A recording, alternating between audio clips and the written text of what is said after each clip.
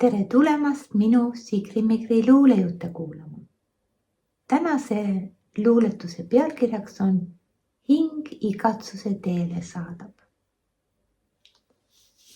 Hing igatsuse teele saadab, koos lootusega leida õnne. Nad läbi käivad ilmamaa, kuid otsitud ei kätte saa.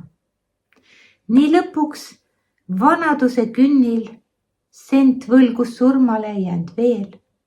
Hing luulejutu valgussünnil saab näha õnne viimsel teel.